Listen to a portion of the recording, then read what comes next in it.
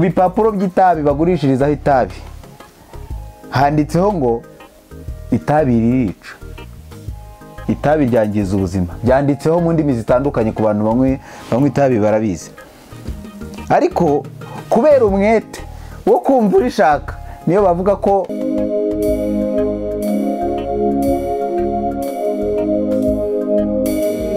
banje kubasuhuza mu izina rya Yesu abantu mukurikiye kurikira TV. Uyu munsi ni umunsi Imana yatwongere ngo twongere tuwunezererwemo. Imana habwa icyubahiro ko yadushoboje namwe ikaba yarabashoboje, tukaba tugejeje iyi minsi tugihumeka umwuka w'abazima, kandi Imana ikaba ikomeje kutugirira neza no muri ibi bihe bya coronavirus. Ndibwira ko twese ubanze tumaze gusinda amabwiriza yo kuyirinda, ari ugushyiramo metero, ari ukwambara agapfukamunwa dusohotse, ari ukwirinda gusuhuzanya n'ibindi byose bishobora gutuma ikomeza kuzana ubundi bwandu bushya bwayo. Ndibwira ko tumaze kubimenya, ndibwira ko kandi turi kubyubahiriza, ko dushoboye dukomeze kubigerageza.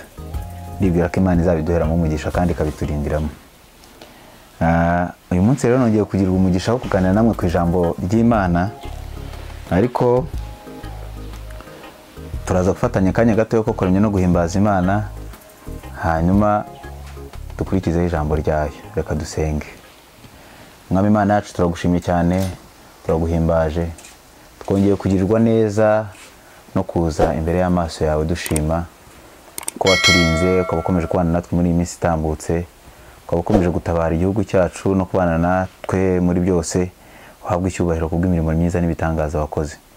Turagushimye ko hari byinshi ugenda ukora, turagushimye ko hari byinshi dufiteho bizanezeza imitima yacu, ndetse abazatabona bakatwita abanyamahirwe. Mwami Imana habwe icyubahiro. Turi imbere y'amaso yawe, ari ukurikiye kurikira TV, ari nangiye kuvuga ijambo ryawe. Ndakwinginze ngo utabarire mu byaturanze bitakunejeje mu buryo bumwe cyangwa ubundi, byadutandukanyije nawe bikatujyana kure y'amaso yawe, bigatuma dusuzuguza izina ryawe. Mwami Imana, duciye bugufi kugira ngo tubabarire. Tugirire neza uyu munsi, wongere umugisha kuri twebwe. Mwami Imana, ijambo ryawe rimanukire kugira icyo ridufasha, kandi turushaho guhindukirira kukubahisha no kugendera mu gikundiro cyawe no kuba mu bwiza bwawe, tudateshuka iburyo cyangwa ibumoso, ahubwo tugenda nk'uko ubishaka kandi tukubahisha nk'uko ubidushakaho. Komeza kutugirira neza iminsi yose, ubuntu n'ineza bikomeze kubana natwe iminsi yose, mu izina rya Yesu Kristo umwami wacu, amen.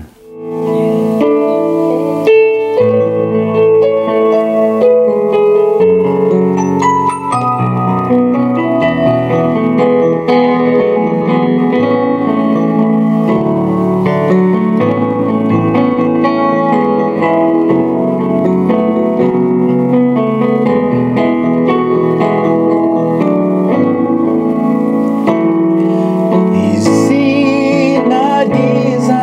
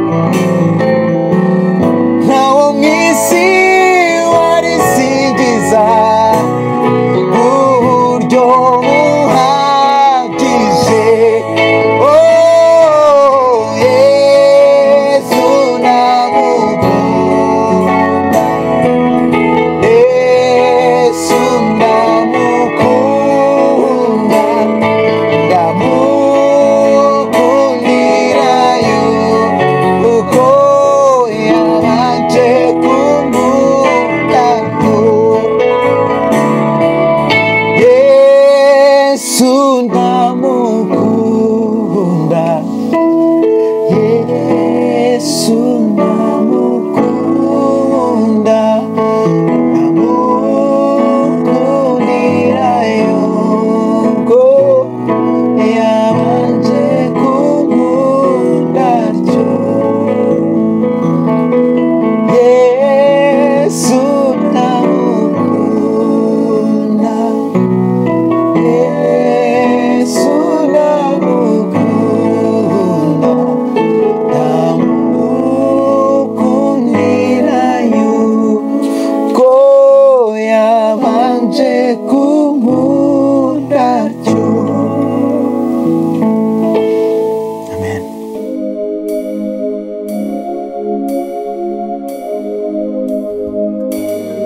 Murakoze maze gufatanya natwe akanya keza ko kuramya no guhimbaza Imana. Reka twumve ijambo ryayo mu kanya gato nanone, kuko iminota iba ari mikeya, ariko ijambo ry'Imana ntiryo riba rito, kuko uwarisesengura ashobora no kumara umunsi cyangwa iminsi ibiri akiritekerezaho, kubera ko ijambo ry'Imana riba ari rigari cyane. Uyu munsi rero turiga ku ijambo ry'Imana rivuga ngo kugira umwete wo kumvira Imana. Iri jambo nditekerezaho hashize igihe kitari gitoya nditekerezaho, kubera ko ubundi kimwe cyo mu bintu nabonye bifasha mu buzima, ikintu cyose umuntu ashatse gukora gikunda gukunda iyo yashyizemo umwete. Kimwe mu bintu bigaragara nuko hari igihe tujya tugira umwete mu bintu bidafite n'umumaro, ariko kuko twagize umwete ibyo bintu tukabikora. Nahoze nekereza ibintu byinshi bitandukanye abantu tugira mu mwete. Icya mbere ni gakeya n'umuntu, iyo nko mu bantu bubaha Imana, niyo umuntu yiyirije akunda kwisanga atekereza ku biryo ahubwo akarwana no kutabirya, kubera ko ni ibintu yari asanzwe agirira umwete. Muri make yibabaje, nyine yibabaje, arabyumva ko yibabaje. Wenda aho bishobora kuba tumvikanye neza, ariko reka mbaye n'urundi rugero. Kugira umwete buriya nahoze mfatira urugero nko ku itabi. Itabi ku bipapuro by'itabi bagurishirizaho itabi handitseho ngo itabi ririca, itabi ryangiza ubuzima, byanditseho mu ndimi zitandukanye ku bantu banywa itabi barabizi. Ariko kubera umwete wo kumva urishaka, niyo bavuga ko byanditseho, niyo bavuga ko rigura 1000 rirakomeza rikagurwa. Iyo ufite umwete ku kintu runaka biragoye ko icyo kintu wakibura. Ni nayo mpamvu Imana nayo yifuza abantu bagira umwete wo kuyumvira. Ni iki kigaragaza ko ufite umwete wo kumvira Imana? Ariko sinzi ukuntu bigenda, kuko impamvu ze ko ntazi ukuntu bigenda nuko tuzi ubwiza bwo kubaho ufite Imana, tuzi ubwiza bwo kugendana n'Imana, tuzi inyungu ziva mu kumvira Imana, ariko sinzi ukuntu bigenda. Sinzi imbaraga ikibi kigira kugira ngo abantu tunanirwe gukora ibyo ngibyo. Nahoze mbitekereza ndavuga nti ko ubanza ariko muri kamere muntu tuteye, kubera ko nkunda kubwira n'abantu benshi iki kintu ugiye kuvuga, kubera ko ubundi mu buzima busanzwe abantu bakunda kutugira inama yo kunywa amazi, kubera ko amazi akora maintenance y'umubiri, mbese afite byinshi ashyira ku murongo mu mubiri. Ariko ntiwabona umubare w'abantu bashobora kumara n'icyumweru batanyweye amazi kandi bazi ko agira uwo mumaro. Ariko yazarwara nk'indwara runaka bamutegeka kujyamo 2 litiro 3 ku munsi, akajya abyuka bishyira mu nda bigakunda. Ukibaza nicyo uriya muntu yabuze nganywa amazi atararinda ahura n'ibyo bibazo? Aba yarabuze umwete, kuko ubundi amazi ntiyamwica, amazi ntasharira rwose. Ababyize kera barabizi neza, ntagira icyanga, ntagira ibara, ibyo byose turabizi. Kandi umubiri ukenera amazi byibura 75%. Ubu urumva kutayanywa haba habura umwete. Ntacyo yashinja, ntiyayabuze, ariko ntayanywa. Ndagambaye n'urundi rugero. Rwose abantu benshi ibi bintu nkunda kubivuga kubera ko nzi ko ari ingenzi. abantu ntibakunda siporo. Ushobora guhura n'umuntu akakubwira ngo nabuze umwanya, ariko ashobora kubona umwanya wo kumara kuri WhatsApp amasaha n'amasaha, uko nanjye nshobora kuwumara ndabizi. Ushobora no kubona umwanya wo kumara kureba seri amasaha 5, ariko ntabwo ibyo ndi kubihinyura. Ariko bakakubwira bati kora siporo kituma yongera ubudahangarwa bw'umubiri. Urabona nk'ubu muri bihe turi mu bihe byo kurwana n'iki cyorezo cya coronavirus, bikeneye ko umuntu byibura afite ubudahangarwa bw'umubiri. Biranashoboka ko wasanga ubudahangarwa bw'umubiri ushobora guhangana n'iyi ndwara, ariko umuntu wamubwira uti siporo ishobora kugufasha, akazarinda arwara, akarwara indwara runaka, akaba aribwo akora siporo, wenda akagira umubyibuho ukabije, ibyo mvuga ni ingero muzi mwese, akaba aribwo akora siporo. Wenda ibihaha bye bikagira utubazo runaka, wenda akaba aribwo akora siporo. Ariko se ni iki kibura ngo uwo muntu akora siporo atararinda agira ibyo bibazo? Ntabwo mvuga ko utazikora yagira ibyo bibazo, ariko ubundi siporo zo zikora uwo mumaro wo gutuma umubiri ugira imbaraga, ukagira iminiti hejuru ikomeye, ukaba ukomeye ufite. Nkibaza ni iki gituma abantu batabikora. Ariko naje gutekereza, ntabwo siporo ari mbi, ntizica, nta kibazo zitera, ariko nta mwete umuntu afite wo kuzikora. Kimwe mu bintu tubura no mu bintu by'Imana ni umwete. Turabizi ko Imana ari nziza, turabizi ko umuntu wagendanye n'Imana aba ari umunyamahirwe, turabizi ko umuntu ufite Imana wumvira Imana ntacyo yayiburana, ariko uwo mwete. Mu gitabo cya 5 cya Mose cyitwa gutegeka kwa 2 igice cya 11, Mose yabwiye Abisiraheli, murabizi iki gitabo kiraryoha cyane, ushaka nko gukora samari y'ibyabanjirije, itangiriro, kuva, kubara, Abalewi, ushatse wasoma iki gitabo cyo gutegeka kwa 2 ushobora kubonamo hafi samari y'ibyo bavuze byose, y'ibyo Mose yagiye anyuranamo n'Abisiraheli, kuko asa nkaho ari ibintu yavuze ni nk'umunsi umwe, cyangwa niba yaravuze igihe, ariko yabivuze abikomeje nyine, avuga kimwe akurikizaho ikindi bijyanye n'urugendo bagiranye. Nko ku murongo wa 13 n'uwa 14 muri iki gice cya 11 mu gutegeka kwa 2, Mose yabwiye Abisiraheli ababwira ngo nugira umwete wo kumvira amategeko yanjye mbategeka uyu munsi, ngo mukunde Uwiteka Imana yanyu, muyikoreshereze imitima yanyu yose n'ubugingo bwanyu bwose. Nzavubira igihugu cyanyu imvura mu bihe bikwiriye, imvura y'umuhindo n'iy'itumba, kugira ngo musarure imyaka yanyu y'impeke na vino yanyu n'amavuta yerayo yanyu. Nugira umwete, dore ibiko bizagenda. Nzakuvubira imvura mu bihe byose. Ikibura ngo ubundi twumve dufite Imana ni umwete wo kuyishaka, kuko nituyishaka nibwira ko tuzayibona. Nanjye mfite inyota, numva nyishaka, nkumva sindagera ahantu numva, ariko iyo ikimbwira ni ukugira uwo mwete.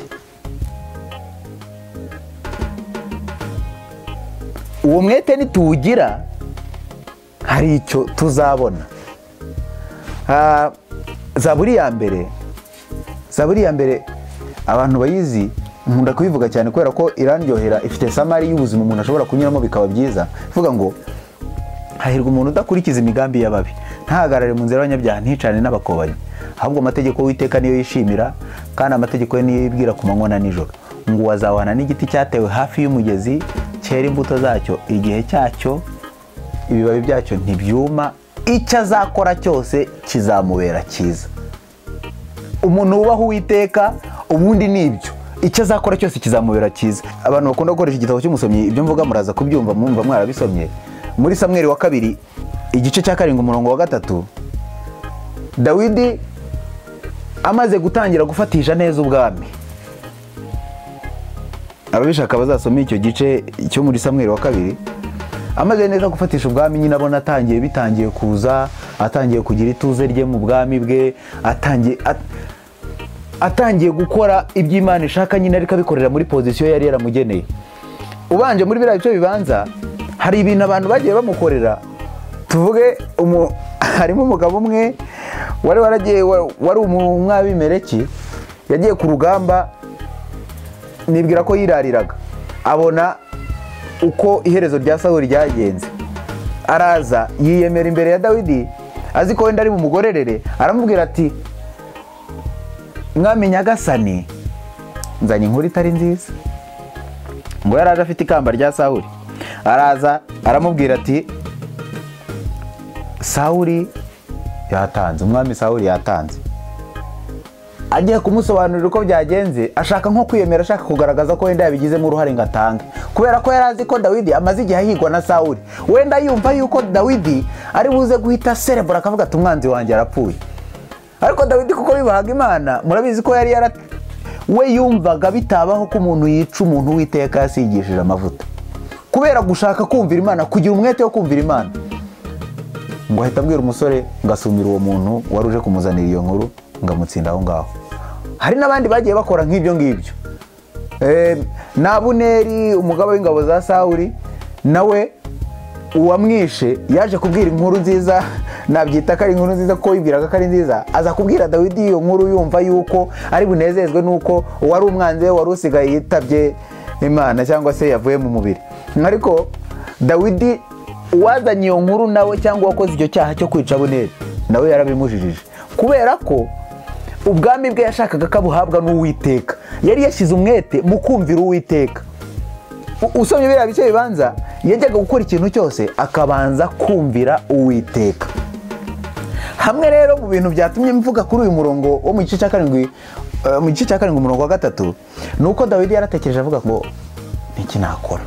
Yigira inama aravuga ati wakubakira inzu Uwiteka, umwami aba ahantu heza, abagaragu bakomeye bw'ami abantu heza, ariko isanduku Uwiteka iba mu ihema. Yaragize igitekerezo cyiza. Nakunze amagambo Natani umuhanuzi yamusubije, kuko Dawidi yari afite umuhanuzi muzamubona kenshi muri iki gitabo cya Samweli, kuko naho bavuga inkuru za Dawidi. Dawidi abajije Natani aramubwira ngo, kuri iki gice cya 7 umurongo wa 3, aramubwira ngo, Natani asubiza umwami ati genda ukora uko umutima wawe ushaka, kuko Uwiteka ari kumwe nawe. Kuko uwumvira Uwiteka, kuko ndabizi neza ubaho Uwiteka. Birawuruzuzanya n'iraza buri ya mbere ivuga ngo umuntu uba Uwiteka icyo azakora cyose kizamubera cyiza. Ibi bintu Natani yabwiye Dawidi ntabwo yari amuhanuriye abiguye n'Uwiteka, yakoresheje logique isanzwe, kuko yari azi ko Dawidi ari umuntu uba Uwiteka. Impamvu ko ari logique isanzwe nuko Natani amaze kuvuga ibyo bintu, yaragiye Imana yamubwira ngo imuhereza message ajya kubwira Dawidi. Aragenda amubwira ati rero Imana yishimiye iki kintu wagize.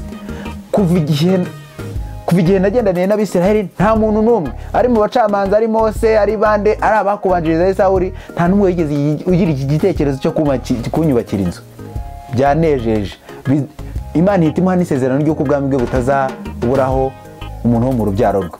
Ni nayo mpamvu bavuga ngo na Yesu ni wo mu muryango wa Dawidi, ubwami bwe ntibuzashira. Iryo sezerano yarikuye kuko yumviye Uwiteka, akagira ibitekerezo, agashaka ikintu cyose cyatuma agaragara ko yumviye Uwiteka. Ariko ahantu natinze cyane nuko Natani yamubwiye ngo ukora iki umutima wawe ushaka, kuko Uwiteka ari kumwe nawe. Icyo yashakaga Dawidi gikomeye ni ukumvira Uwiteka. Nahoze mbitekerezaho cyane avuga ngo akuzi ko nubwo tutabibona neza, wagiriye umwete wo kumvira Uwiteka, imigisha yose yamuzaho.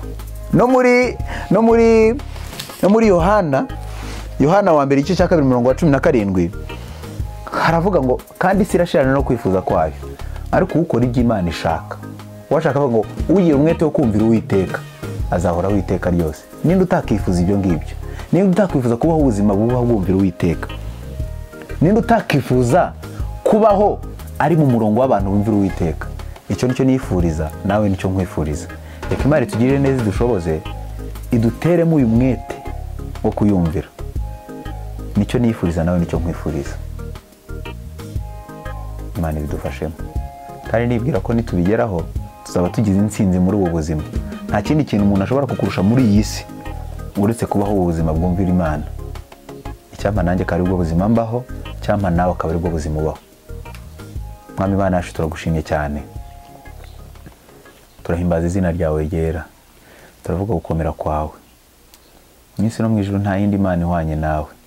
Icyaduha tukabaho tukumvira, tukagendera mu gikundiro cyawe, ubwiza bwawe bukatubaho. Tugire neza, utubareho twagize umwete muke, aho twabaye ibigwari, nitukumvire nk'uko ubishaka. Buri muntu wese ukurikira ijambo ryawe, nimba hari ahantu yatandukiriye ntakumvire nk'uko ubishima, umubabarire kandi natwe twese tubabarire. ijambo ryawe nimba hari aho ryagize umumaro urishimangisha imbaraga zawe, kandi nimba hari ibyo navuze bidakwiriye ubisibe mu mitima ya buri umwe wese wakurikira ijambo ryawe, kugira ngo ibyo ushima n'ibyo ushaka ari byo biba ku bantu bose bakurikira ijambo. Kandi ubwo ugendera abandi nanjye ntunsige, ukomeze kutugirira neza. Umwuka wera waduhaye reka umuducuncumurireho rwose, kugira ngo ibyo dukora n'ibyo twibwira byose bibe bikunezeza, ku buryo bizatuma tubana nawe ubwo uzaba ugarutse dufite iminyago twambaye amakamba, tukunezeza duhimbaza ubudashira y'ukuri Imana ikwiriye gushimwa iminsi yose.